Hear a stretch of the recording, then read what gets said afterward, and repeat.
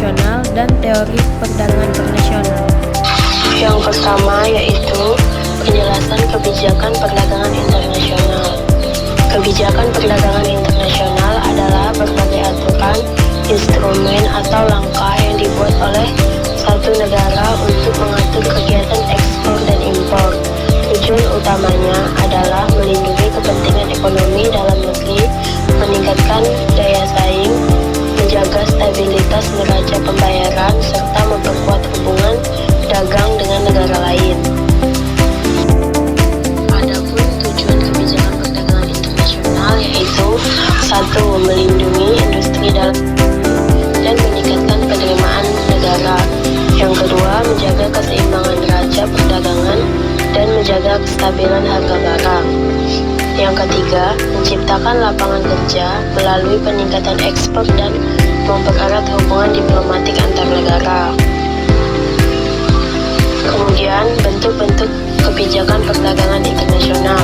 Yang pertama, tarif, bea, masuk dan keluar.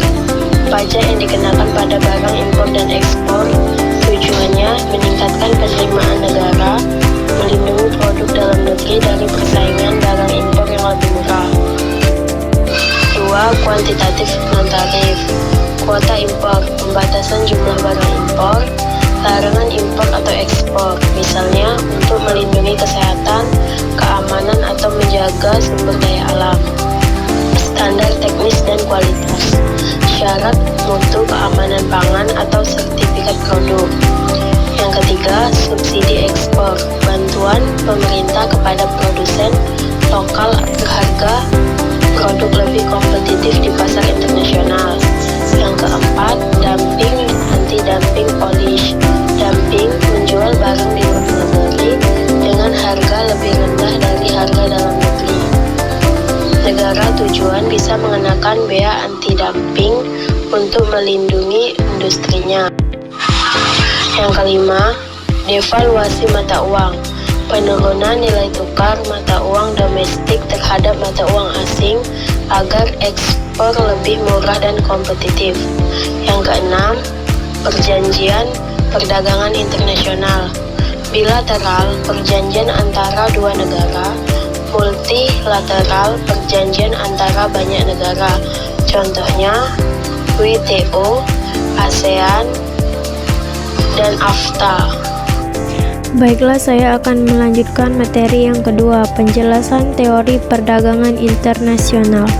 Teori perdagangan internasional adalah serangkai konsep atau pemikiran ilmiah yang menjelaskan alasan terjadinya perdagangan antar negara, pola pertukaran barang atau jasa, serta manfaat yang diperoleh dari perdagangan tersebut. Teori-teori klasik. 1. Merkantilisme abad ke-16 sampai ke-18. Negara dianggap kaya jika memiliki banyak emas dan perak. Tujuan ekspor sebanyak mungkin, impor ditekan sekecil mungkin. Kelemahan terlalu fokus pada akumulasi logam mulia, mengabaikan kesejahteraan rakyat. 2. Teori keunggulan absolut. Adam Smith, 1776. Suatu negara harus mengekspor barang yang dapat diproduksi lebih efisien, biayanya lebih rendah daripada negara lain. Contoh, Indonesia unggul dalam kopi, ekspor kopi. Jepang unggul dalam teknologi, ekspor mobil. 3. Teori keunggulan komparatif. David Ricardo, 1817. Perdagangan tetap menguntungkan meskipun satu negara lebih efisien dalam sebuah produk.